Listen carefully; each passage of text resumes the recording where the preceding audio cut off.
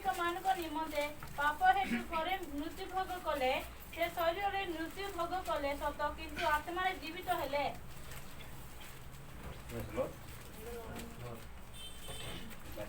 प्रार्थना करा सर्वशक्तिमान ईश्वर गणित मुझे धन्यवाद बापा मुझार दुई मात्र मु किसी नुहे किंतु तुम्हें मंगलमय पिता परमेश्वर तुम्हें मोर मुख दी कथा को तुम्हें मोर मुख छिड़ा हो तुम्हें समस्त प्रभु तुम जीवन बात प्रभु प्रदान कर ताकि शुणी लोग धन्यवाद यीशु नाम मांगु तेज आम देखा पाइलु जेणु आम मान ईश्वर निकट को आने ख्रीष्ट धार्मिक होई अधार्मिक मानकर निमंते पाप हेतु थरे मृत्यु भोग कले, से शरीर रे मृत्यु भोग कले सत, किंतु आत्मा रे जीवित हेले। आम मानकु बा प्रभु यीशु बा ईश्वर निकट को आनिबा निमंते यीशु ख्रीष्ट कौन हेले आम मानकर निमंते से अधार्मिक गणित हेले। से धार्मिक थाई सुधा किंतु आमे माने अधार्मिक आम मानकर पाप हेतु से थोड़े मात्र मृत्यु भोग कले। तेरे आम्भे माने कौन करवार अछि ना मृत्यु को स्मरण करवार अछि। का पाई से बलिदान हेले बा कौन पाई हेले ता हमें माने ज्ञात हेबार अछि। आज पर्यंत आम माने भलरे जानिनु, खाली खाम ख्याली भाव रे एठारे आसुचु बसुचु एवं श्रवण करी पळाउचु। ता कार्य लगाइले ही ता जदि हम स्मरण करले ही आमे जानी पारबा। से शरीर रे मृत्यु भोग कले सत, किंतु आत्मा रे जीवित है। से आत्मरूपी ईश्वर थिबारु मृत्यु केबे तांको धरि रखि पारे नै कि आत्मा केबे मरि नै कि मरिबो मध्य नै। शारीरिक भाव रे प्रत्येक मनुष्य बा समस्त मरंती। सेति पई गोटे मनुष्य को दुईटा पुरुष, गोटे बाहिक पुरुष गोटे आंतरिक पुरुष। तेबे शारीरिक भाव रे मृत्यु भोग करबो किंतु आत्मा केबे मरि नै कि मरबो नै। से जिनसटा हम मानकर जेते बेले पिता ईश्वर को निकट जीव विचारित स्थान रे ताले आमे माने जो जो कार्य करथिबा बा कर्म करथिबा तार फल निश्चित माने पाइबा। सेति जो हम माने सतर्क भाव रे हम माने मध्य शारीरिक भाव रे मध्य कोन करबार छै ठीक रे थिबार। मु गत थर भी कहिथिली शरीर ही नरक को नहीं पारे, शरीर ही स्वर्ग को नहीं पारे। शरीर माध्यम दे जो कर्म आम करूँ नरक को निए, शरीर माध्यम जो भल कम करूँ ताले स्वर्ग को से शरीर मध्य मूल्य अच्छी। तेरे से जो आम मान लगी से मूल्य देले न सी के अरे आमे के आमको से प्रेम करुथिबारु आम मान लगी से कौन कले मृत्यु भोग कले एवं तृतीय दिन में आम मान लगी से उठिले। कहीं आमे माने आमर पाप लगी सीना से मृत्यु भोग कले आम मान लगी से पापी हेले, किंतु से ठारू आम को उद्धार पाइबार अच्छी बा आमे माने सजीव मनुष्य हेबार अच्छी बस आम माने आत्मिक मनुष्य हेबार अच्छी बोली से कौन कले स्वर्ग को आहरण कले एवं पवित्र आत्मा को आम मान निमंत्रण पठाइले साहाय्य करवा। से आम सब बेले शरण कर अच्छी आम फिटाइबा एफिसियो 5 पर्व 2 पद। ख्रीष्ट जेपरी तुम माननको प्रेम कले पुणी आम माननको निमंते ईश्वरଙ୍କ उद्देश्य सुगंधी नैवेद्य और बलि स्वरूप आपना उत्सर्ग कले सही परी प्रेम रे आचरण कर। तेरे ख्रीष्ट जेपरी आम मानकर निमंते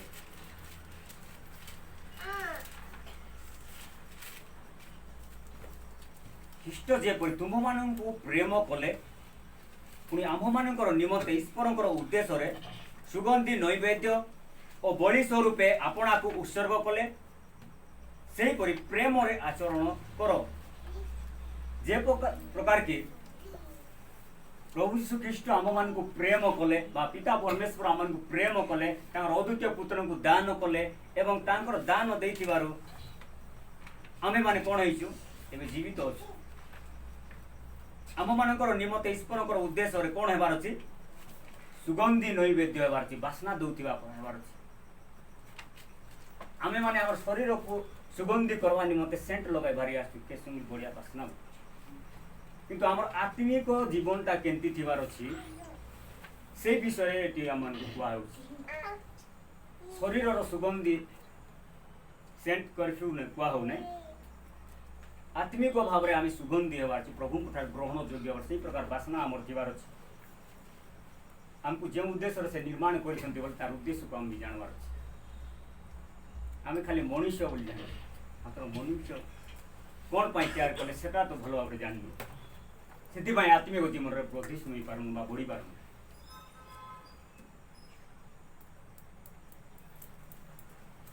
बलि रूपे आपना को उत्सर्ग कले से निजर प्राण को आम मान निमंते बलि रूपे उत्सर्ग कले से परि प्रेम रे आचरण आमे माने कौन करवार अच्छी प्रेम को जानवार अच्छी केउ व्यक्ति केवे का पाई केवे बलि दिए ना कि दे मिसा पारब ना किंतु से आम मान लगी देले तेबे आमे माने एठारे एकत्र होइछु बा बसी पारुछु तेबे आमे खामख्याली भाव आमे श्रवण करवा नहीं प्रभु कर पाखरे बा आमे माने कौन करू आपण मानकु कर्ण पाखरे आका देई पारबु आ भितरे नेबाटा आपण मानकर काम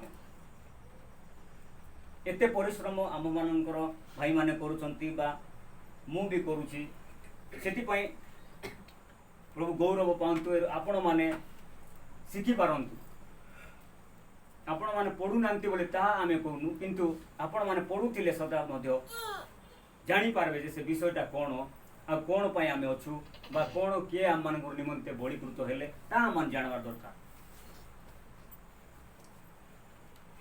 प्रथम पितर 2:21-25 टिके देखवा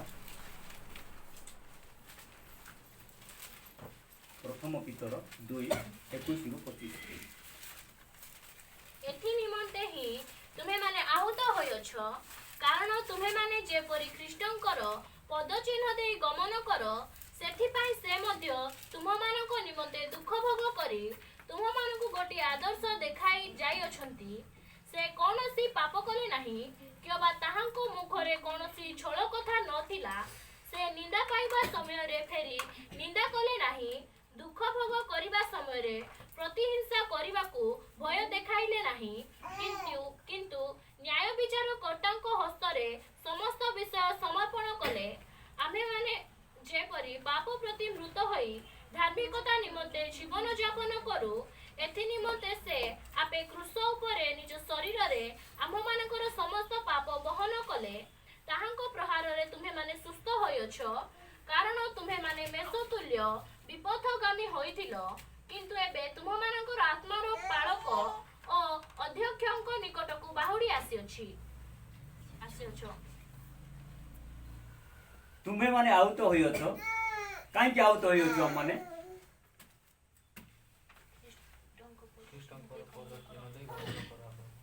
तांगर पद चिन्ह दे गमन करबा निमंते आयुत होइछ तेबे आउत होई जाई करे आमे कोन करूछु ए जगतर पद चिन्ह दे चलबा को चेष्टा करू किंतु आत्मिक जीवन रे पद चिन्ह दे चलबा को हम माने भूली जाई तेबे प्रभु बा पवित्र आत्मा कथा कहउछंती आमे माने सब बेले कोन करती कारण तुम्हे माने जे परि ख्रीष्टंकर पद चिन्ह दे गमन करी कर एथिपाई से मध्य तुम मानकर निमंते दुख भोग करी तुम मानू गोटे आदर्श देखाई दे जाई अछंती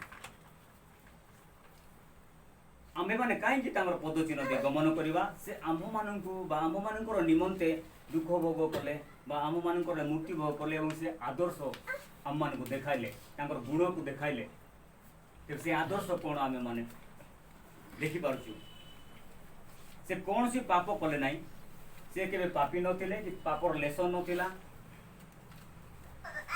से स्वर्गरु आगत होइतिबारु से पापी नांती बा तार पापर लेस नाही किंतु आमे जगत रु उत्पन्न होइबे आम मान को अनेक पाप आम मान करते काम होउछि बा आमे करूछु सेति पई मु जे प्रकार की पवित्र तमे माने मध्य सेही प्रकार पवित्र हो बोली कहउछन क्यों व्यक्ति आज पर्यंत आम मान को मु पवित्र तुम्हें पवित्र हो बोली कही नांती कि कही मध्य पारंती नहीं कहीं से माने ही पापी मनुष्य जन्म हैला मात्रे पापी प्रभुंकर पद चिन्ह दे चलबा एवं तांकर हिसाब रे आम माने तद हिसाब से जीवन यापन काटवा एवं से जो वाक्य मान दे अछंती से वाक्य को पालनकारी हेबा एवं तांकर प्रेम को आम जानी पारबा सेते बेले आमे माने जानी पारबा जे मु पवित्र जीवन काटी पारिबी बा काटबा चेष्टा करूची।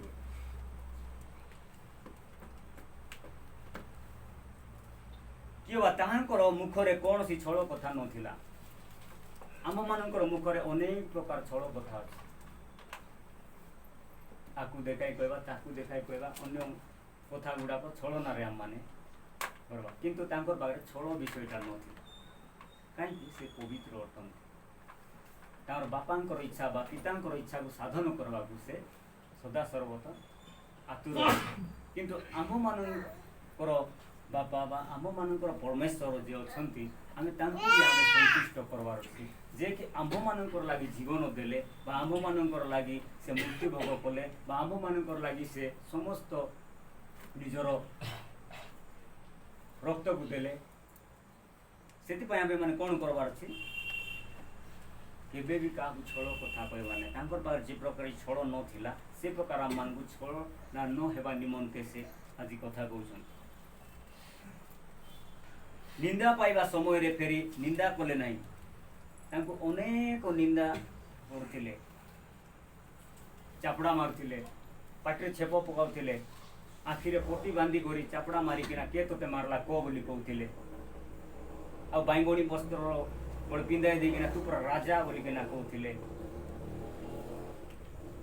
से राजा मान को राजा किंतु आम मान को लागी से प्रजा हेले आम मान को राजा करवा निमंते तेरे आमे माने कौन करवार अछि जानवार अछि आमे खाली बसी देले हेबो नै कि धारावाहिक भाव रे आमे चर्च दिबार अछि रविवार कि सोमवार कि बुधवार कि शुक्रवार कि जहाँ कि बसवा बोले ए मनोभावना नै हम माने न बसवा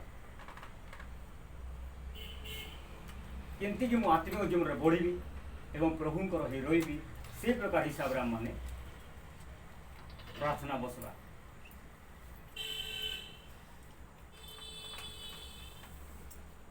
दुख भोग करने समय प्रतिहिंसा करने को भय देखाइले नहीं किंतु न्याय विचार कर्तांकर हस्तरे समस्त विषय समर्पण कले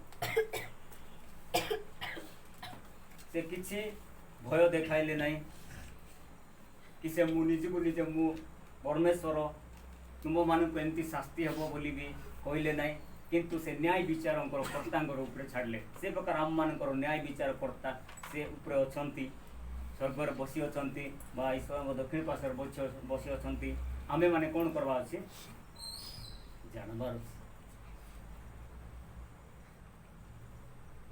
आम्भे माने जे परि पाप प्रति मूर्त होई धार्मिकता निमंते जीवन यापन करू पाप प्रति मूर्त होई केना धार्मिकता निमंते जीवन यापन करबा निमंते से कोन कले निजर शरीर आम मानकर समस्त पाप को बहन करने ताहांकर प्रहार रे आमे माने सब सुस्थ होई अछि तेबे आम मानकु कौन सी रोग ज्वर समस्या ए लॉकडाउन समय रे बा ए महामारी समय रे आम मानकु किछि होई नै तेबे आमे केते भाग्यवान तेबे हेई नाही बोली आमे गर्व करबा नै आ जानी करी आमे न्याय लागू थिबा रे न्याय भीतर जाय प्रभु मते बंचा बोली हाथ को लगाइबा नै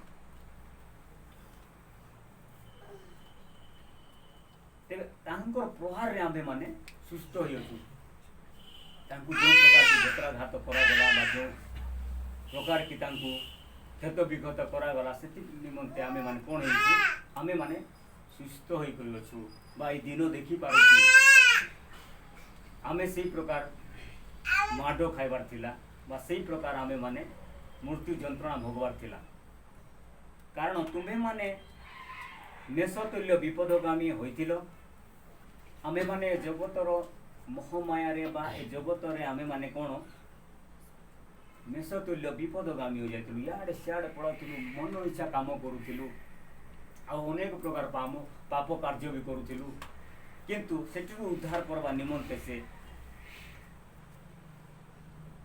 तुम मानकर आत्मांकर पालक और अध्यक्ष निकट को बाहुड़ी आसी अछ तेबे आम मानकर आत्मांकर पालक जे कि प्रभु ख्रीष्ट अछंती बा अध्यक्ष अछंती तांकर निकट को आम माने बाहुड़ी आसवा निमंते कहउछंती। अनेक लोक बाहुड़ी आसुछंती, अनेक लोक आसी नांती बोली किना नै कि से विषय रे आम मान को कहउछ। आमे आसवार मोर पाप दोष को सब को प्रभु ठारे आम जणाइबार अछि। ताहेले से आम को उद्धार करि पारबे, आ के उद्धार करि पारबे ने पाप।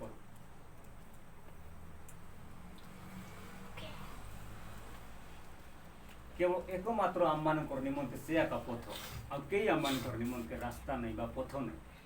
तेज आमे माने देखिबा पाउछु जोहन 14 पर्व 6 पद। यीशु तांको कहिले, मु पथ सत्य और जीवन, मो देई न गले के पिताଙ୍କ निकटକୁ जाय नाही। यीशु तांको कहिले बा आम माननको मध्य कहउछंती, मु पथ सत्य और जीवन, मो देई न गले केही पिताଙ୍କ निकटକୁ जाय नाही। तांको पाखकु जो माने जानती नहीं बा तांके रास्ता बोली जानती नहीं, से ही सत्य और जीवन बोली जानती नहीं बोले से पिता को निकट जाई पारे नहीं। जे कि यीशु को जानिबो से कहउछंती, मु पथ सत्य और जीवन।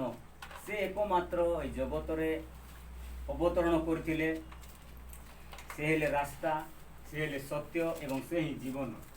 अनेक प्रकार देवदेवी 33 कोटी अछंती, किंतु से माने केबे कोई नांती मु पथ सत्य और जीवन।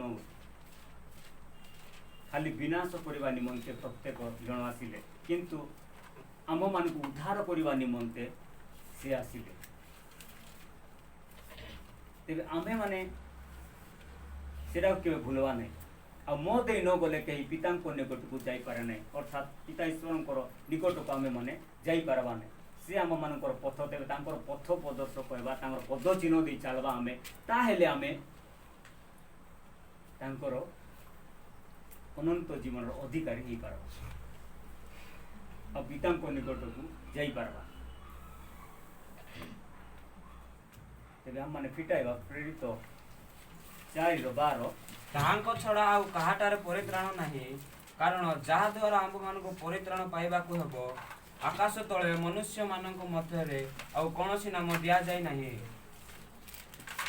ताहांक छड़ा आउ काहारी ठारे परित्राण नहीं, अर्थात प्रभु यीशु ख्रीष्टंकर छड़ा आम मानकर काहारी ठारे परित्राण नहीं।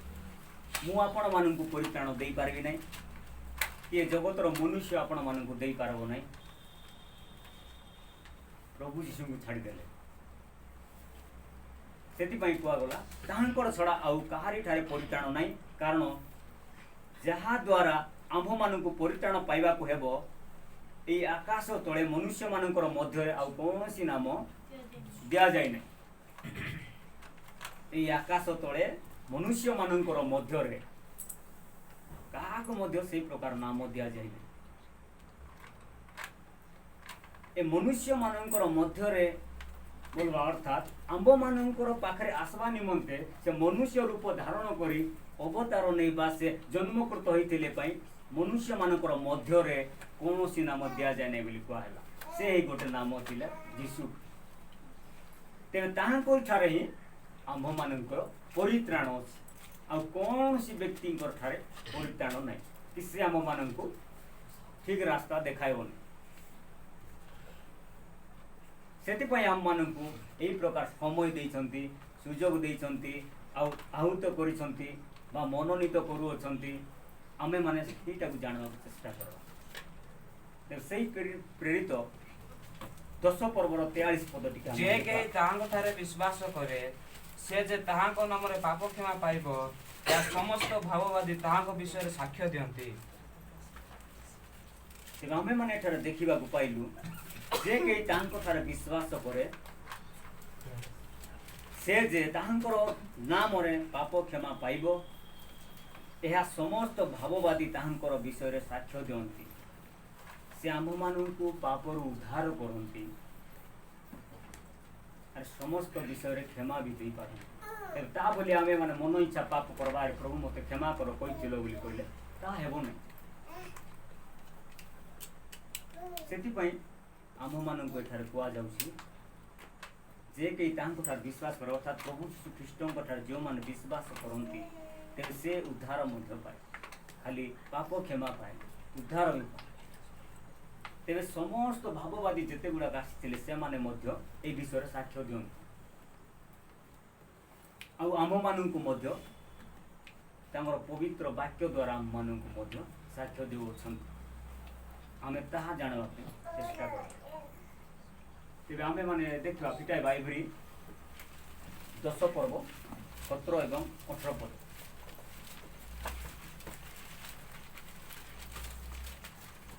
ଏବ୍ରୀ 10 17 ଏବଂ 18। ସେମାନଙ୍କ ପାପ ଓ ସେମାନଙ୍କ ଅପରାଧ ସବୁ ଆମେ ଆଉ ସ୍ମରଣ କରିବା ନାହିଁ। ଏହି ସମସ୍ତ ମୋଚନ ହେବା ସ୍ଥଳେ ପାପ ନିମନ୍ତେ ଆଉ ବଳି ଉତ୍ସର୍ଗ କରିବା ଅନାବଶ୍ୟକ।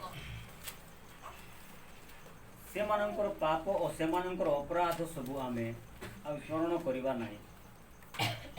ଯଦି ଆମେ ତାଙ୍କର ହିସାବରେ ଜୀବନ ଯାପନ କାଟୁଛୁ ଏବଂ ତାଙ୍କର ହିସାବରେ ଆମେ ଚାଲବା, ତେବେ ଆମର ପାପକୁ ସେ ନାହିଁ ଯେ ସ୍ମରଣ କରିବେ ନାହିଁ, ଭୁଲିଯିବେ। ଆମେ ମାତ୍ର ଭୁଲୁନୁ। କିଏ ଯଦି କ'ଣ କରିଥିଲେ ତାକୁ ଆଙ୍ଗୁଠି ଦେଖାଇବୁ। ମାତ୍ର ସେ ନାଇଁକି ସ୍ୱର୍ଗ ପୃଥିବୀର ଅଧିକାରୀ, କିନ୍ତୁ ଆମେ ତାଙ୍କର ଦ୍ୱାରା ନିର୍ମିତ। କିନ୍ତୁ ଆମେ ନାଇଁକି ଆଙ୍ଗୁଠି ଦେଖାଇ କହୁ, କିନ୍ତୁ ସେ ଆମକୁ କ'ଣ କରୁଛନ୍ତି? ଆମର ଅପରାଧକୁ ସେ କ'ଣ କରୁଛନ୍ତି ବା ଅଧର୍ମକୁ କ'ଣ କରୁଛନ୍ତି? ସ୍ମରଣ କରିବାକୁ ଇଚ୍ଛା କରୁନାହାନ୍ତି, ମନେ ପକାଇବାକୁ ଚାହୁଁନାହାନ୍ତି। ମାତ୍ର ଆମେ ବର୍ଷକ ତଳେ ବା 10 ବର୍ଷ ତଳେ ଆମେ ମନେ ରଖିଥାଉ ଆଉ ଅନ୍ୟକୁ ଆଙ୍ଗୁଳି ଦେଖାଇଥାଉ। ତେବେ ଆଜି ଆମମାନଙ୍କୁ ଶିକ୍ଷା ଦେଉଛନ୍ତି ଯେ ପ୍ରକାର କି ମୁଁ ତୁମମାନଙ୍କର ଅପରାଧକୁ ମୁଁ କେବେ ସ୍ମରଣରେ ନେଉନାହିଁ, ସେ ପ୍ରକାର ଅନ୍ୟର ବିରୁଦ୍ଧରେ କଥା କହିବା, ଅନ୍ୟର କଥାକୁ ତୁମେ ମାନେ ସ୍ମରଣରେ ନ ରଖ। ସେ ଗୋଟେ ବ୍ୟକ୍ତି ଆମମାନଙ୍କର ବିଚାରକର୍ତ୍ତା ସେ ଅଟନ୍ତି। ସେ ଆମମାନଙ୍କର ସମସ୍ତଙ୍କର ବିଚାର କରିପାରିବେ। ଆମେ ବିଚାର କରିବାର ଆମର ଅଧିକାର ନାହିଁ କି ଆମକୁ ଦେଇନାହାନ୍ତି ସେ ସବୁ। ସେଥିଯୋଗୁଁ ଆମମାନଙ୍କୁ ସେଇ ବାକ୍ୟ ଦ୍ୱାରା ଆମମାନଙ୍କୁ କହୁଅଛନ୍ତି ଏହି ସମସ୍ତ ମୋଚନ ହେବା ସ୍ଥଳେ ପାପ ନିମନ୍ତେ ଆଉ ବଳି ଉତ୍ସର୍ଗ କରିବା ଅନାବଶ୍ୟକ। ସେ ଆମମାନଙ୍କର ନିମନ୍ତେ ବଳି ଦେଇଛନ୍ତି। ଭାଇ ତୁ ଆଉ ବଳି ଦରକାର ନାହିଁ, ମୁଇଁ ତମର ପାଇଁ ଦେଇଦେଇଛି, ସେତିକି ଯଥେଷ୍ଟ। ତୁମକୁ ପଶୁ ବଳି ମାଗୁ ନାହିଁ କି ଶାଗ ବଳି ମାଗୁ ନାହିଁ କି ବୃଷ ବଳି ମାଗୁ ନାହିଁ, କିନ୍ତୁ ମୁଁ ନିଜେ ତମର ପାଇଁ ବଳି ହେଇଛି ପାଇଁ ବଳି ମୋତେ ଦରକାର ନାହିଁ। ତୁମର ଚୂର୍ଣ୍ଣ ହୃଦୟ ଅନ୍ତଃକରଣ ମନ ପ୍ରାଣ ଦିଅ ଆଉ ମୋର ନିକଟକୁ ଆସ। ଆରେ ମୋର ଇଚ୍ଛା କ'ଣ ଜାଣ ବା ମୋର ବାକ୍ୟକୁ ଶୁଣ ଏବଂ ପାଳନ କର ବୋଲି ଆମମାନଙ୍କୁ କହୁଅଛନ୍ତି। ତେବେ ତାହା ଆମେମାନେ ସବୁବେଳେ ଜାଣବା। ତେବେ ସେ କେବଳ ଏକମାତ୍ର ଆମମାନଙ୍କର ସେ ଅଛନ୍ତି। ତେବେ ଆମମାନେ ପ୍ରଥମ ତିମୋଥୀ 2:5 ଏବଂ 6 ଟିକେ ଦେଖିବା। ପ୍ରଥମ ତିମୋଥୀ 2:5 ଏବଂ 6। କାରଣ ଏକମାତ୍ର ଈଶ୍ୱର ଅଛନ୍ତି, ଆଉ ଈଶ୍ୱର ଓ ମନୁଷ୍ୟ ମାନଙ୍କ ମଧ୍ୟରେ ଏକମାତ୍ର ମଧ୍ୟସ୍ଥ ଅଛନ୍ତି, ସେ ଖ୍ରୀଷ୍ଟ ଯୀଶୁ ଜଣେ ମନୁଷ୍ୟ। ସେ ସମସ୍ତଙ୍କ ମୁକ୍ତିର ମୂଲ୍ୟ ସ୍ୱରୂପେ ଆପଣଙ୍କୁ ଦାନ କରି ଯଥା ସମୟରେ ସେଥିରୁ ସାକ୍ଷ୍ୟ ଦେଇଅଛନ୍ତି। ତେବେ ଆମ୍ଭେମାନେ ଏଠାରେ ଦେଖିବାକୁ ପାଇଲୁ, କାରଣ ଏକମାତ୍ର ଈଶ୍ୱର ଅଛନ୍ତି। ସେଇ ପ୍ରକାର ଆମମାନଙ୍କର ବାଇବଲର ସାର ବିଷୟ ବା ମୂଳ ଅଂଶ ହେଲା ତାଙ୍କର ଛଡ଼ା କିଏ ଦ୍ୱିତୀୟ ଈଶ୍ୱର ନାହାନ୍ତି, ସେ ଏକମାତ୍ର ଈଶ୍ୱର ଅଟନ୍ତି। ସେଥିପାଇଁ ସେ ପ୍ରଥମ ଆଜ୍ଞାରେ ଆମମାନଙ୍କୁ କ'ଣ ବୋଲି କହୁଅଛନ୍ତି? ପ୍ରଭୁ ତୁମର ଈଶ୍ୱର ଆମ୍ଭେ ଆମ ସମ୍ମୁଖରେ ତୁମରି କୌଣସି ଦେବତା ନ ରଖୁ। ସେ ଗୋଟେ ମାତ୍ର ଈଶ୍ୱର, ତାଙ୍କର ଛଡ଼ା କେହି ଦ୍ୱିତୀୟ ଈଶ୍ୱର ନାହାନ୍ତି। ସେଇଟା ଆମେମାନେ ଦେଖିପାରୁଛୁ। ଜିସାୟା 45:5 ଲେଖା ଅଛି। ତା ଫିଟାଇବା ନାହିଁ, ମୁଁ ଖାଲି କହୁଛି। କାରଣ ଏକମାତ୍ର ଈଶ୍ୱର ଅଛନ୍ତି, ଆଉ ଦ୍ୱିତୀୟ ଈଶ୍ୱର କେହି ନାହାନ୍ତି। ତେବେ ଏଠାରେ ଆମେମାନେ ଥିଲୁ, ଆଉ ଈଶ୍ୱର ଓ ମନୁଷ୍ୟମାନଙ୍କର ମଧ୍ୟରେ ଗୋଟେ ମଧ୍ୟସ୍ଥ ଅଛନ୍ତି। ସେ ହେଉଛନ୍ତି ଆମମାନଙ୍କର ପ୍ରଭୁ ଯୀଶୁ ଖ୍ରୀଷ୍ଟ। ଏହି ମନୁଷ୍ୟମାନଙ୍କର ମଧ୍ୟରେ ସେ ଈଶ୍ୱର ହୋଇ ସୁଦ୍ଧା ଆମମାନଙ୍କର ସହିତ ମିଶିକିନା ରହିବା ପାଇଁ ସେ ମଧ୍ୟସ୍ଥ ବା ମନୁଷ୍ୟ ହେଲେ। ସେଥିପାଇଁ ସେ 100% ମନୁଷ୍ୟ, 100% ପରମେଶ୍ୱର। ସେ ଯଦି ଆମମାନଙ୍କର ଠାରେ ନଥାନ୍ତେ ଏସବୁ ବିଷୟରେ ଆମେମାନେ ଜାଣିପାରିନଥାନ୍ତେ। ସେଥିପାଇଁ ଆମମାନଙ୍କୁ ଏଠାରେ ଦିଆହେଲା କ'ଣ ବୋଲି ମନୁଷ୍ୟମାନଙ୍କର ମଧ୍ୟରେ ଏକମାତ୍ର ମଧ୍ୟସ୍ଥ ଅଛନ୍ତି ସେ ଖ୍ରୀଷ୍ଟ ଯୀଶୁ ଜଣେ ମନୁଷ୍ୟ। ମନୁଷ୍ୟ କାହିଁକି କୁହାଗଲା? ଆମମାନଙ୍କର ସାଙ୍ଗରେ ମିଶିକରି ରହିବା ହିସାବରେ ସେ ମନୁଷ୍ୟର ଗର୍ବରେ ସେ ଧାରଣ କରି ଯେତେବେଳେ ଆମମାନଙ୍କର ଜନ୍ମ ହେଲେ ପାଇଁ ତାଙ୍କୁ ମନୁଷ୍ୟ ବୋଲି କୁହା। ଏବେ ଜନ୍ମ ହେବାର ଅଛି ବୋଲି କହିଲେ ସେ ସେମିତି ବି ହେଇଯାଇଥାନ୍ତେ, କିନ୍ତୁ ପବିତ୍ର ଆତ୍ମାଙ୍କର ଦ୍ୱାରା ଗୋଟେ ମନୁଷ୍ୟ ପାଖରେ ଯାଇ ମିଶିବାର ଅଛି ବୋଲେ ମନୁଷ୍ୟ ସଦୃଶ ହେଇ ଜନ୍ମ ହେଲେ ଆଉ ମନୁଷ୍ୟ ହେଲେ ଏକା ମିଶି ପାରବା। ମାତ୍ର ବାକ୍ୟରେ ଅଛି କ'ଣ? ପକ୍ଷୀଶାଳୀର ଗାତ ଅଛି, ମନୁଷ୍ୟ ପୁତ୍ରଙ୍କର ମୁଣ୍ଡ ଗୁଞ୍ଜିବାର ସ୍ଥାନ ନାହିଁ। ଅର୍ଥାତ୍ ବିଲୁଆ ମାନଙ୍କର ପୋଷା ଅଛି ବା ଗାତ ଅଛି, ସେ ଜଗି ରହିପାରିବ ବା ଥିବା ଜାଗା ଅଛି। ମାତ୍ର ଆମମାନଙ୍କର ଉଦ୍ଧାରକର୍ତ୍ତାଙ୍କର ନିମନ୍ତେ ଜାଗା ନଥିଲା, ଆମ୍ଭମାନଙ୍କର ସହିତ ମିଶିବାର ଅଛି ବୋଲି ସେଇ ପ୍ରକାର ଜାଗାକୁ ସେ ବାଛିଲେ ଆଉ ଆମ୍ଭମାନଙ୍କର ନିମନ୍ତେ ସେ ଅବତରଣ କଲେ। ସେ ସମସ୍ତଙ୍କର ମୁକ୍ତିର ମୂଲ୍ୟ ରୂପେ ଆପଣାକୁ ଦାନ କରି ଯଥା ସମୟରେ ସେଥିର ସାକ୍ଷ୍ୟ ଦେଉଅଛନ୍ତି। ସମସ୍ତଙ୍କର ମୁକ୍ତିର ମୂଲ୍ୟ ସ୍ୱରୂପ ଆମ୍ଭେମାନେ କେମିତି ମୁକ୍ତି ପାଇବା, ଆମ୍ଭେମାନେ କେମିତି ଉଦ୍ଧାର ପାଇବା, ଆମ୍ଭେମାନେ କେମିତି ଅନନ୍ତ ଜୀବନର ଅଧିକାରୀ ହେବା ପାଇଁ ସେ ଆମ୍ଭମାନଙ୍କର ନିମନ୍ତେ କିସ୍ କଲେ? ମୂଲ୍ୟ ଦେଲେ, ଆପଣାକୁ ଦାନ କଲେ, ନିଜକୁ ସେ ଦାନ କରିଦେଲେ। ଆମେ କାହାର ପାଇଁ କେବେ ଗୋଟେ ଚାପଡ଼ା ମାଡ଼ ମିଶା ଖାଇନୁ, ମାତ୍ର ସେ ଆମର ପାଇଁ ଜୀବନ ଦେବାକୁ ରେଡି ହେଲେ। ସେ କେମିତି ପରମେଶ୍ୱର ହୋଇନଥିବେ ବା ସେ କେମିତି ପ୍ରେମିକ ହୋଇନଥିବେ ତାହା ଆମେମାନେ ଜାଣିବା। କାହିଁକି? ଆପଣା ସାଦୃଶ୍ୟରେ ଏବଂ ଆପଣା ପ୍ରତିମୂର୍ତ୍ତିରେ ସେ ନିର୍ମାଣ କରିଛନ୍ତି ପାଇଁ ବୋଲି ସେ ପ୍ରକାର ପ୍ରେମ ଆମକୁ ରଖିଛନ୍ତି।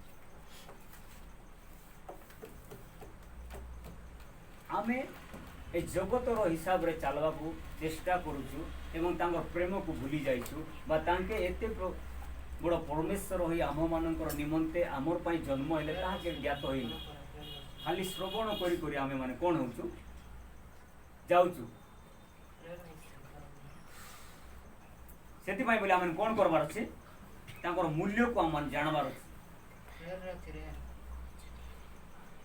ତେବେ ଆମେମାନେ ଫିଟାଇବା ଏଭ୍ରି 9:15 ଏବଂ 24-28 ଟିକେ ଦେଖ। ଏଭ୍ରି 9 ପର୍ବ 15 ପଦ। ଆଉ ଏହି କାରଣରୁ ସେ ନୂତନ ନିୟମର ମଧ୍ୟସ୍ଥ ହୋଇଅଛନ୍ତି, ଯେପରି ପ୍ରଥମ ନିୟମ କାଳୀନ ଅପରାଧ ମାର୍ଜନାର୍ଥେ ମୃତ୍ୟୁଭୋଗ କରାଯାଇଥିବାରୁ ଆହୁତ ଲୋକମାନେ ଅନନ୍ତ ଅଧିକାର ସମ୍ବନ୍ଧୀୟ ପ୍ରତିକାର ଫଳ ପ୍ରାପ୍ତ ହୁଅନ୍ତି।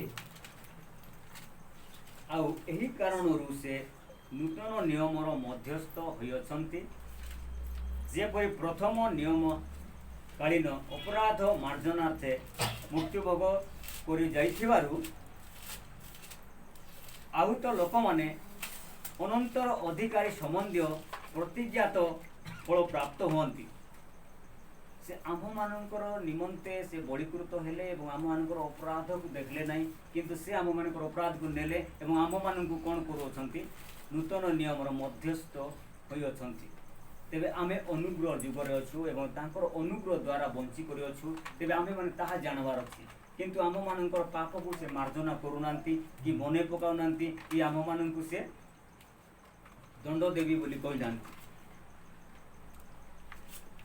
ଲୋକମାନେ ଅନନ୍ତ ଅଧିକାର ସମ୍ବନ୍ଧୀୟ ପ୍ରତିଜ୍ଞାର ଫଳ ପ୍ରାପ୍ତ ହୁଅନ୍ତି।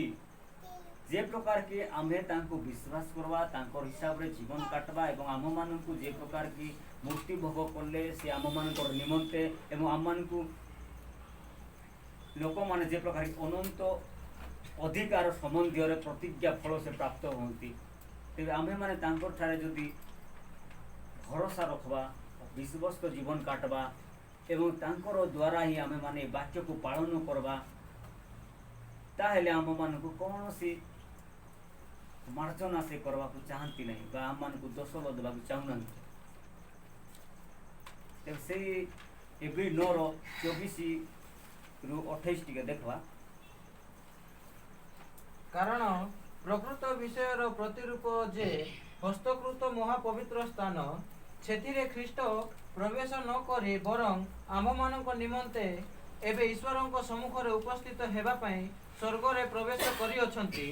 ମହାଯାଜକ ଯେପରି ଅନ୍ୟର ରକ୍ତ ଘେନି ବର୍ଷକୁ ବର୍ଷ ମହାପବିତ୍ର ସ୍ଥାନରେ ପ୍ରବେଶ କରନ୍ତି, ସେହିପରି ସେ ଯେ ଥରକୁ ଥର ଆପଣାକୁ ଉତ୍ସର୍ଗ କରିବେ ତାହା ନୁହେଁ।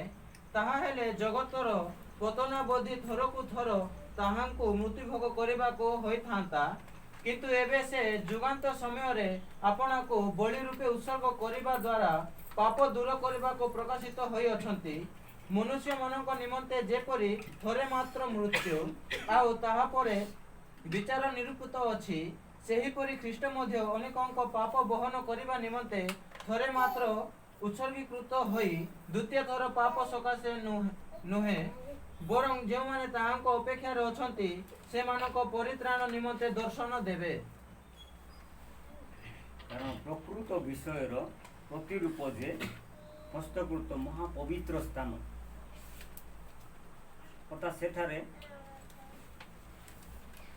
ସେଥିରେ ଖ୍ରୀଷ୍ଟ ପ୍ରବେଶ ନ କରି ବରଂ ଆମମାନଙ୍କର ନିମନ୍ତେ ଏବେ ଈଶ୍ୱରଙ୍କର ସମ୍ମୁଖରେ ସେ କ'ଣ ହେଉଛନ୍ତି, ଉପସ୍ଥିତ ହେବା ପାଇଁ ସ୍ୱର୍ଗରେ ପ୍ରବେଶ କରିଅଛନ୍ତି। ଆମ୍ଭେମାନେ ଯେ ପ୍ରକାର କି ସେ ମହାପବିତ୍ର ସ୍ଥାନରେ ବା ପ୍ରଭୁ ଶ୍ରୀଖ୍ରୀଷ୍ଟଙ୍କର ଦକ୍ଷିଣ ହସ୍ତରେ ବସି ପାରବା ବା ଆମମାନଙ୍କୁ ସେଠାରେ ସ୍ଥାନ ମିଳିପାରିବ, ସେଥି ନିମନ୍ତେ ସେ କ'ଣ କରୁଅଛନ୍ତି, ସ୍ୱର୍ଗରେ ପ୍ରବେଶ କରିଅଛନ୍ତି ଆମ୍ଭମାନଙ୍କର ନିମନ୍ତେ ଈଶ୍ୱରଙ୍କର ସମ୍ମୁଖରେ। ଆମେ କେତେ ଆନନ୍ଦିତ ହେବା କଥା ଯେ ଆମ୍ଭମାନଙ୍କର ନିମନ୍ତେ ପ୍ରଭୁ ଶ୍ରୀଖ୍ରୀଷ୍ଟ ବଳି ହେଲେ ଏବଂ ଆମର ପାପକୁ ମାର୍ଜନା ନ କରିକିନା ସେ ଈଶ୍ୱରଙ୍କର ନିକଟ ବା ପିତାଙ୍କର ନିକଟରେ ଉପବେଶନ କରିଅଛନ୍ତି। ଆମ୍ଭମାନଙ୍କର ପାଇଁ ସେ ସ୍ଥାନ ଦେବା ନିମନ୍ତେ ତାଙ୍କର ସମ୍ମୁଖରେ ସେ ସ୍ୱର୍ଗରେ ବସିଅଛନ୍ତି। ମହାଯାଜକ ଯେପରି ଅନ୍ୟର ରକ୍ତ ଘେନି ବର୍ଷକୁ ବର୍ଷ ପବିତ୍ର ସ୍ଥାନରେ ପ୍ରବେଶ କରନ୍ତି, ସେହିପରି ସେ ଯେ ଥରକୁ ଥର ଆପଣାକୁ ଉତ୍ସର୍ଗ କରିବେ ତାହା ନୁହେଁ।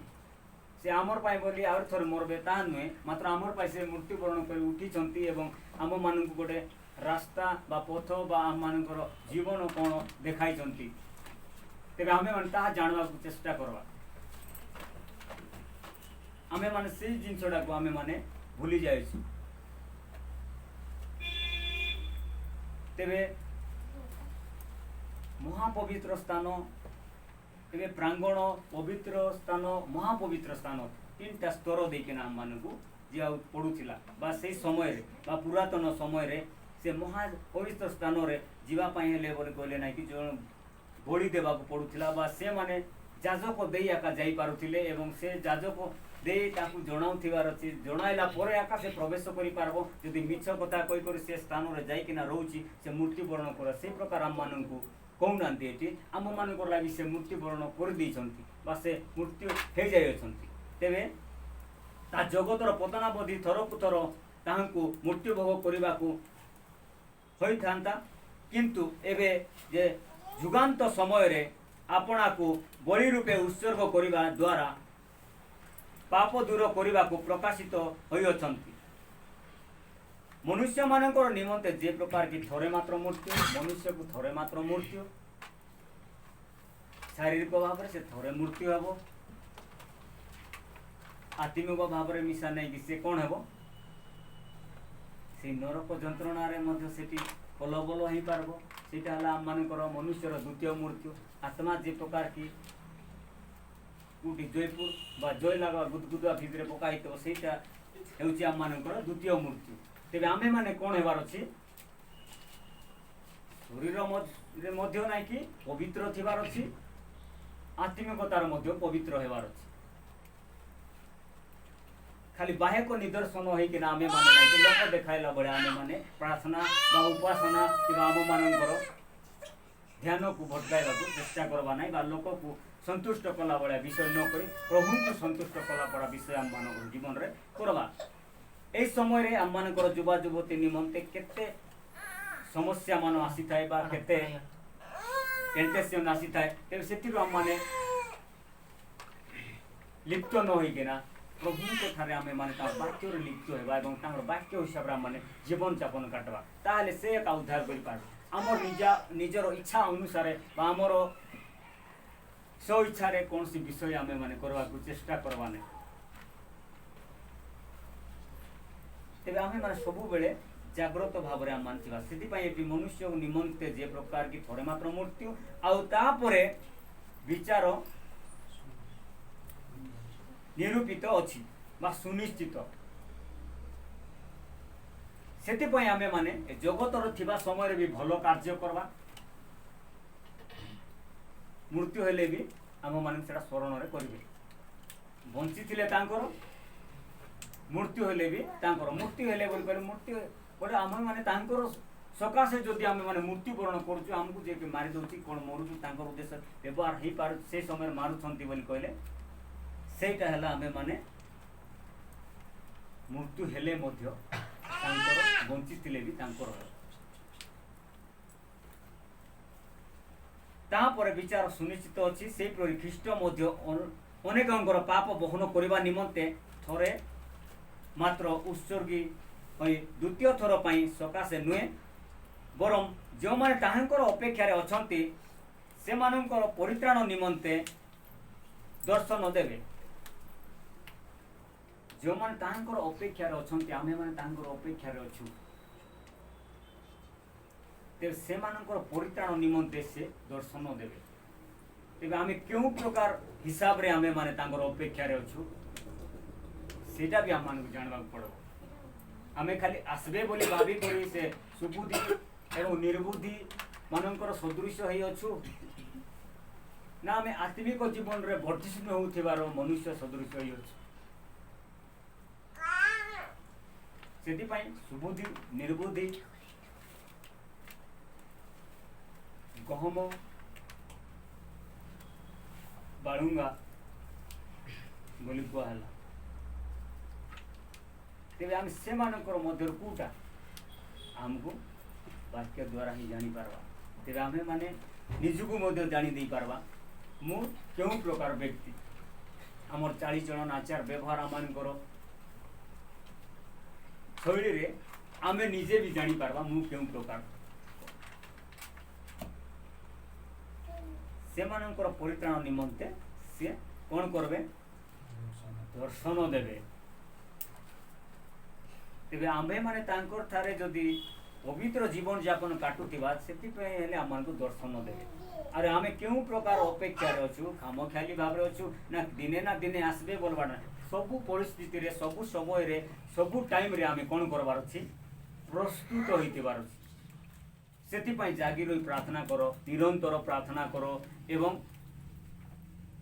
समय दियो दिन को 24 आवर्स प्रभु देउछंती 24 आवर्स रे आमे किस करछु आर कथा तार कथा को न टीवी देखबारे कोन व्यवस्था करबारे कि मोबाइल रे घंटा घंटा गप्पा हमको समय मिलु मात्र प्रभुंकर वाक्य को सुनबा पई बा तांकर थारे शरण हेबा पई बा तांकर निकट रो जीवा पई हमको समय नै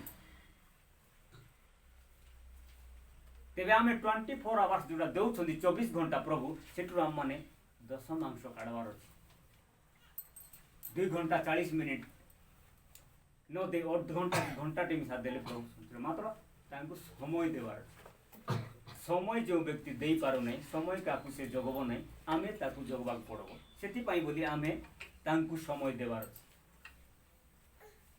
ताहेले आमे उत्तम विषय को प्राप्त हो पारबा बेसी डेरी ही पारबो मात्र अंधार ही नहीं तांगर तेबे हिंदी रे सेटा अछि प्रभु का घर देर नहीं अंधेर हिथिली में हाने तांगर घर देर दूर नहीं मात्र पाखरे अछि से पाखर घर को आमे माने किस करूछु जानी पारु आमे दूरता को चिंता करथु ए जगतर विषय से सबु बेले सचेतन भाव रे एठारे आसले मध्य कि बसले मध्य अन्य मनस्क अन्य चिंतार बसले आम जहाँ कहूँ नहीं आपण मैंने बुझीपारे आउ एते परिश्रम करके आम कहले नहीं बोले मूल्य मिशा नथिबो आपण मैंने आत्मिक जीवन वर्धिष्णु हूँ आमे भी बढ़वा अन्य माने मिशा बढ़ी पारबे से प्रभुंकर वाक्य अच्छी एठारे थटा तामिसा कि हास्य को करब ना एक ध्यान लक्ष्य मन देकिना प्रभुंकर वाक्य को आम श्रवण करवार ये आम खामो ख्याली आसुनु कि थटा तामसा करवाक आसुनु कि निजे आम एमती पक्ष देखाइबा आसुनु किंतु आम जहाँ जाचु आपण मानू शिखाइबा आम आपण मान कहवाक आसीचु आपण मैंने शिखंतु एवं सत्य पथ मार्ग कौन जानतु एवं तद हिसाब से चलतु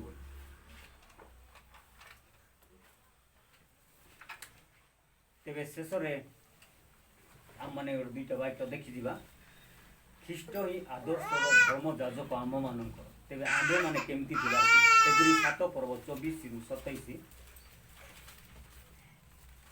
किंतु से नित्यस्थायी हेबारु अपरिवर्तनीय जाजक पद प्राप्त होई अछंती अतएव ताहांको द्वारा जो माने ईश्वर को निकटवर्ती हुअंती सेमानंकु से संपूर्ण रूपे परित्राण देवा को सक्षम अटंती जे सेमानंको निमंते निवेदन करिवा पई से नित्य जीवित कारण एही प्रकार महाजाजक आम मानंको पक्षरे उपयुक्त जे कि पवित्र निर्दोष निष्कलंक पापी मानंको ठारू पृथकीकृत पुणी आकाश मंडल उपरे उच्चीकृत सेही महाजाजक मानंको सदृश प्रतिदिन प्रथम रे आपणार पाप पई ओ परे लोक मानंको पाप पई बलि उत्सर्ग करबा ताहांकर आवश्यक नुहे कारण आपन को उत्सर्ग करबा द्वारा से एका थरके एहा करि अछंती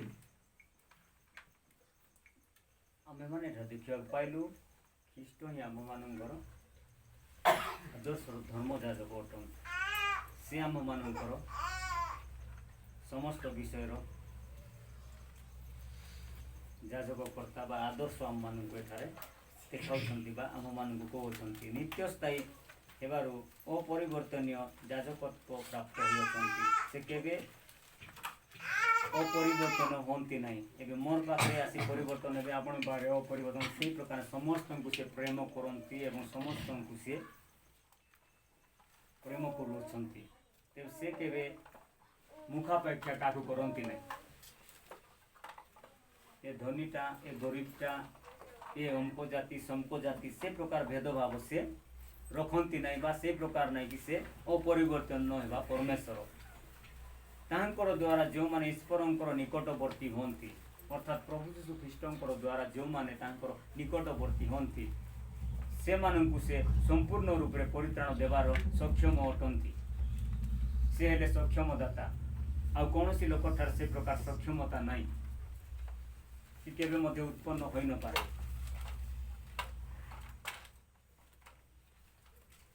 से माननकु से संपूर्ण रूप से परित्राण देवा निमंते सक्षम अटंती जेणु से निमंते निवेदन करने से नित्य जीवित जो माने तांकर ठारे विश्वास करती एवं जो लोक माने तांकर निकटवर्ती होती से निवेदन करने से नित्य स्थायी जीवित से मृतर परमेश्वर नुहति से जीवित परमेश्वर कारण से स्वर्ग पृथ्वी अधिकारी आत्मरूपी ईश्वर आत्मा केवे मरी ना कि मरब ना तेज से आम मानकर सदा सर्वदा नित्य स्थायी जीवित परमेश्वर अटन कारण यही प्रकार महाजाजक आम मानकर पक्षरे उपयुक्त जे कि पवित्र निर्दोष निष्कलंक पापी मानकर ठारू पृथकीकृत पुणी आकाश मंडल उपरे उच्चीकृत आम मानकर पक्षरे जे कि से पवित्र अटंती निर्दोष तांकर किसी दोष नथिला कि से निष्कलंक से कलंक बलित होई नांती आम्भे माने जो खराब काम करूचु एवं मने कोट करछि हेले आम्भे मानकर सेटा गोटे कलंक हैला से प्रकार कलंकीकृत ईश्वर से नुहंती पापी मानकर ठारू पृथकीकृत पुणी आकाश मंडल उपरे उच्चीकृत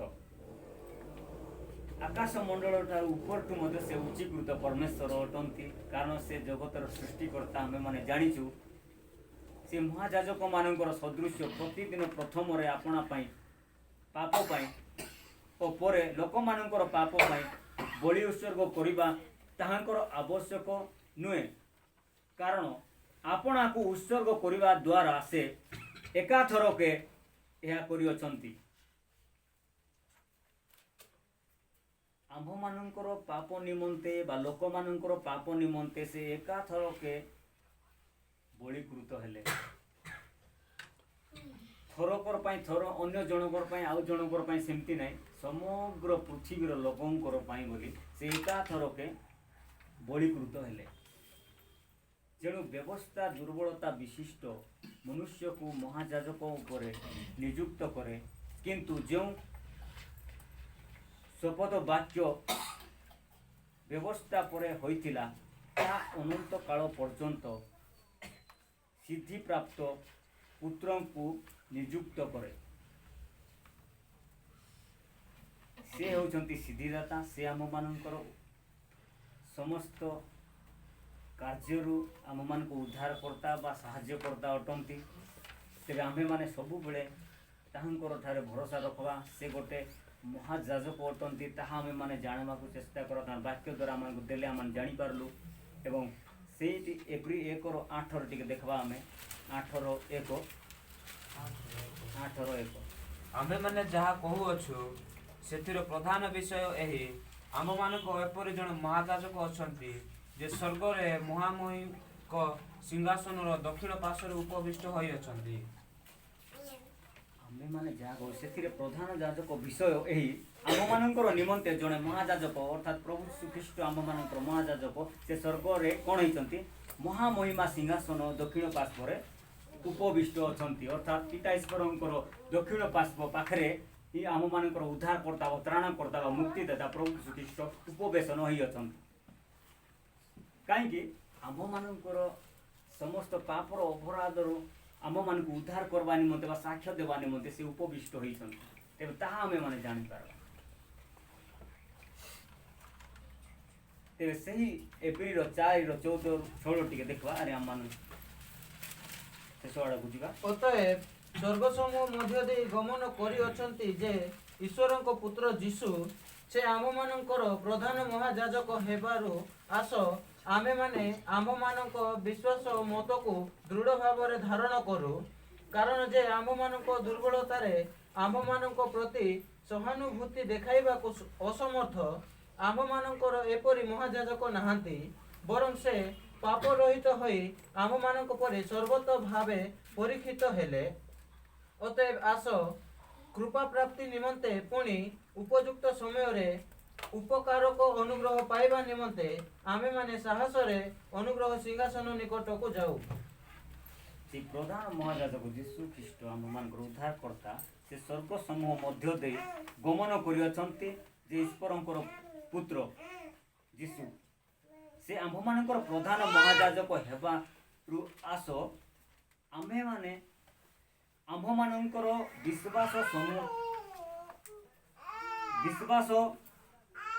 ମତକୁ ଦୃଢ଼ ଭାବରେ ଧାରଣ କରୁ।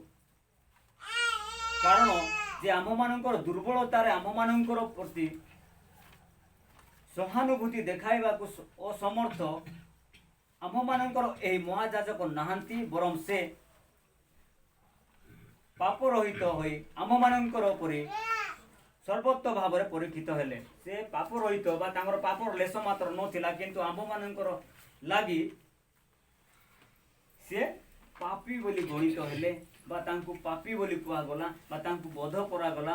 ଏବଂ ପରୀକ୍ଷା ଶୈତାନ ମଧ୍ୟ କରିଥିଲା। ସେ କାରଣ ସମ୍ପୂର୍ଣ୍ଣ ମନୁଷ୍ୟ 100% ଈଶ୍ୱର ଥିଲେ। ତେବେ ମନୁଷ୍ୟ ସେ ଥିବାରୁ ତାଙ୍କୁ ପରୀକ୍ଷା କରାଗଲା ବା ପରୀକ୍ଷିତ ହେଲେ। ସେ ପ୍ରକାର ଆମ୍ଭମାନଙ୍କର ଜୀବନରେ ମଧ୍ୟ ପରୀକ୍ଷା ଆସେ। ତାଙ୍କ ବାକ୍ୟକୁ ଆମେ ଜାଣିଥିବା ବା ଧାରଣ କରିଥିବା, ତାହେଲେ ଆମେମାନେ ଜୟ ହେଇପାର। ସେଥିପାଇଁ ସେ କହୁଥିଲେ ଲେଖା ଅଛି ବୋଲି।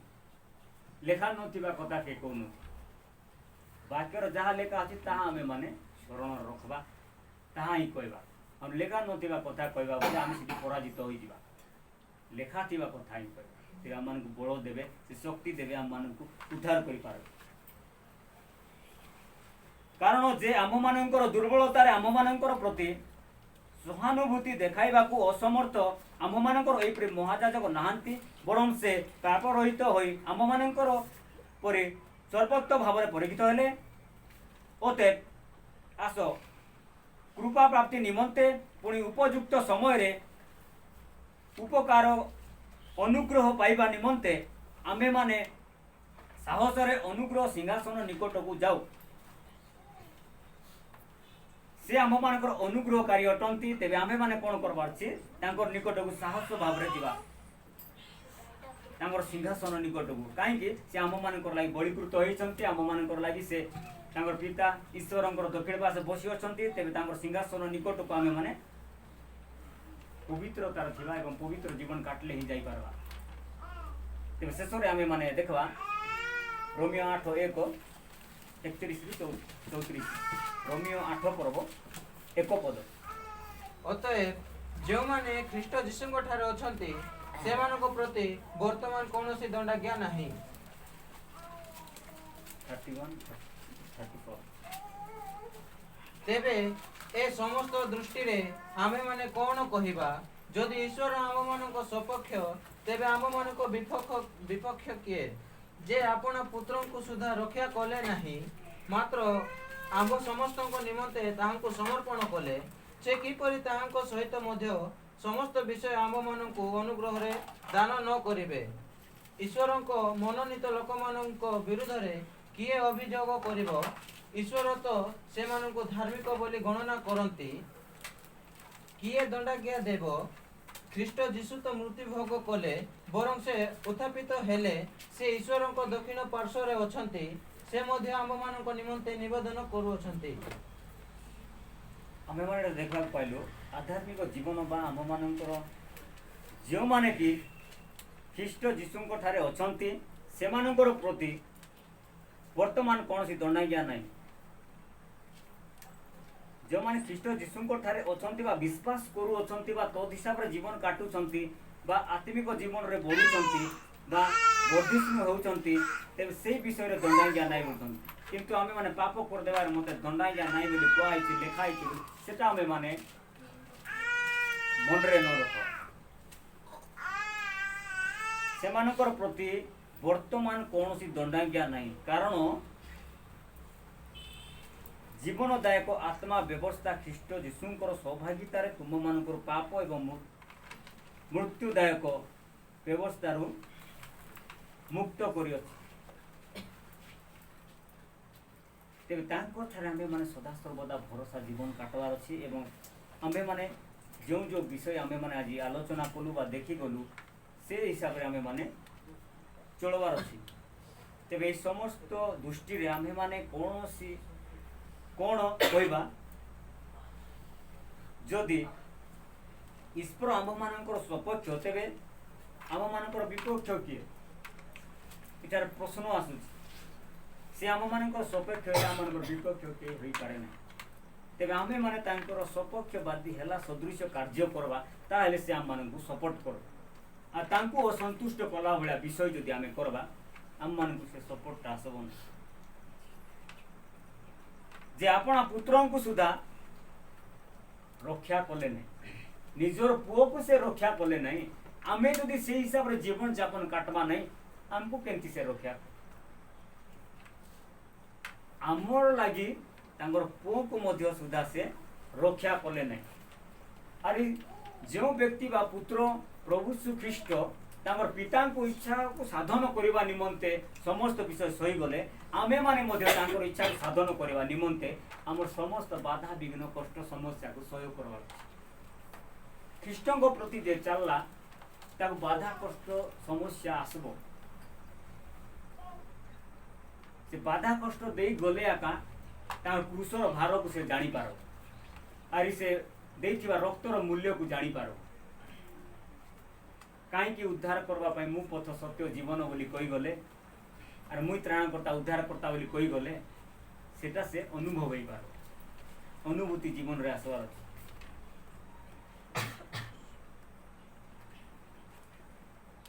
ମାତ୍ର ଆମ ସମସ୍ତଙ୍କର ନିମନ୍ତେ ତାହାଙ୍କୁ ସମର୍ପଣ କଲେ, ଆମମାନଙ୍କର ସମସ୍ତଙ୍କର ନିମନ୍ତେ ଜଣକର ନିମନ୍ତେ ବୋଲି କୁହାହଉନି, ଆମମାନଙ୍କର ସମସ୍ତଙ୍କର ନିମନ୍ତେ ତାଙ୍କୁ ସମର୍ପଣ କଲେ, ଅର୍ଥାତ୍ ପ୍ରଭୁ ଶ୍ରୀଖ୍ରୀଷ୍ଟଙ୍କୁ ସମର୍ପଣ କଲେ ପିତା ଈଶ୍ୱର। ସେ କିପରି ତାହାଙ୍କର ସହିତ ମଧ୍ୟ ସମସ୍ତଙ୍କର ବିଷୟ ଆମମାନଙ୍କୁ ଅନୁଗ୍ରହର ଦାନ ନ କରିବେ। ଆମମାନଙ୍କର ସମସ୍ତଙ୍କର ନିମନ୍ତେ ଯଦି ତାଙ୍କୁ ସମର୍ପଣ କଲେ, ହେଲେ ଆମ୍ଭେମାନେ କି ପ୍ରକାର ତାହାଙ୍କର ସହିତ ମଧ୍ୟ ସମସ୍ତ ବିଷୟରେ ଆମମାନଙ୍କୁ ସେ ଅନୁଗ୍ରହ ଦାନ ନ କରିବେ। ଦାନ କରିବେ ଯଦି ଆମମାନଙ୍କ ନିମନ୍ତେ ସେ ଜୀବନ ଦେବାକୁ ତାଙ୍କୁ ପ୍ରେରଣ କଲେ, ତେବେ ଆମେ ତାଙ୍କର ଜୀବନର ମୂଲ୍ୟକୁ ଜାଣିବା ଏବଂ ସେହି ହିସାବରେ ଜୀବନ କାଟବା, ତାହେଲେ ଆମେମାନେ ନାଇଁକି ସେ ଅନୁଗ୍ରହ ଦାନର ଅନୁଗ୍ରହକାରୀ ହେଇପାରିବ। ଈଶ୍ୱରଙ୍କର ମନୋନୀତ ଲୋକମାନଙ୍କର ବିରୁଦ୍ଧରେ କିଏ ଅଭିଯୋଗ କରିବ? ଏଠାରେ ପ୍ରଶ୍ନ ଆମମାନେ, ଈଶ୍ୱରଙ୍କର ମନୋନୀତ ଲୋକମାନଙ୍କର ବିରୁଦ୍ଧରେ କିଏ ଅଭିଯୋଗ କରିପାରିବ? କରବାଟା ବୋଲେ ଗୋଟେ ଶୈତାନ ଆକା ବୋଲୁଛି, ସେ ଆକା କଲେ କରିପାରିବ। ଈଶ୍ୱର ତ ସେମାନଙ୍କୁ ଧାର୍ମିକ ବୋଲି ଗଣନା କରନ୍ତି। କିଏ ଦଣ୍ଡାଜ୍ଞା ଦେବ? କିଏ ଆମମାନଙ୍କୁ ଦଣ୍ଡ ମଧ୍ୟ ଦେଇପାରିବ? ତାଙ୍କର ଠାରେ ଅଛି ଆମମାନଙ୍କର ଦଣ୍ଡ ମୁକ୍ତ ଏବଂ ଦଣ୍ଡ ଦେବାର ଅଧିକାର ଅଛି। ଖ୍ରୀଷ୍ଟ ଯୀଶୁ ତ ମୃତ୍ୟୁଭୋଗ କଲେ, ବରଂ ସେ ଉତ୍ଥାପିତ ହେଲେ, ସେ ଈଶ୍ୱରଙ୍କର ଦକ୍ଷିଣ ପାର୍ଶ୍ୱରେ ଅଛନ୍ତି। ସେ ମଧ୍ୟ ଆମମାନଙ୍କର ନିମନ୍ତେ ସଦାସର୍ବଦା ପିତାଙ୍କର ଠାରେ ନିବେଦନ କରୁଛନ୍ତି। ତେବେ ସେଇ ନିବେଦନକୁ ମଧ୍ୟ ଆମମାନେ ଜାଣିବାକୁ ପଡ଼ିବ। କାହିଁକି ନିବେଦନ କରା? ଆମେ ଅନ୍ୟମନସ୍କ ହେଉଛୁ ପାଇଁ ସେ ନିବେଦନ ଜାଣିପାରୁନୁ। ଖାମଖିଆଲି ଭାବରେ ବସୁଛୁ ପାଇଁ ସେ ନିବେଦନକୁ ଜାଣିପାରୁନୁ। ଆଉ ଯିବାର ଅଛି, ପ୍ରାର୍ଥନା ନ ଗଲେ କହିବେ ବୋଲି ଆସୁଛୁ ପାଇଁ ଜାଣିପାରୁନୁ। ତେବେ ଆମ୍ଭେମାନେ ଆମର ନିବେଦନକୁ ଜାଣିବାର ଅଛି। ଆରେ ଆମ୍ଭେମାନେ ଦେଖିବାକୁ ପାଇଲୁ ଏକମାତ୍ର ପୁତ୍ର ଈଶ୍ୱର ବା ଯୀଶୁଖ୍ରୀଷ୍ଟ ଆମମାନଙ୍କର ଲାଗି କେବଳ ସେ ହିଁ ବଳି ଦେଲେ, ଆଉ କେହି ଦେଇ ନ ପାରନ୍ତି। ଆଉ ଜାଣିପାରିଲୁ ସେ ଏକମାତ୍ର ଆମମାନଙ୍କର ପଥ, ଆଉ ସେ ହିଁ ଆମମାନଙ୍କର ଯାଜକ। ହେଲେ ଆମ୍ଭେମାନେ ସେ ଯାଜକ ଏବଂ ସେ ମୋର ପଥ, ସିଏ ମୋର ନିମନ୍ତେ ବଳିକୃତ ହେଲେ ମେଷ, ସିଏ ଆମ୍ଭେମାନେ ଆଜି ଜାଣିପାରିଲୁ। ତେବେ ପ୍ରଭୁ ଏ ବାକ୍ୟ ଦ୍ୱାରା ଗୌରବ ପାଆନ୍ତୁ ଏବଂ ପ୍ରତ୍ୟେକଙ୍କୁ 100 ଗୁଣ ଫଳ ଫଳିବା ନିମନ୍ତେ ସାହାଯ୍ୟ ଏବଂ ଉପକାର କରନ୍ତୁ ଏବଂ ଆତ୍ମୀୟ ଜୀବନରେ ବର୍ଦ୍ଧିଷ୍ଣୁ କରାନ୍ତୁ। ବାକ୍ୟ ଦ୍ୱାରା ପ୍ରଭୁ ଗୌରବ ପାଆନ୍ତୁ।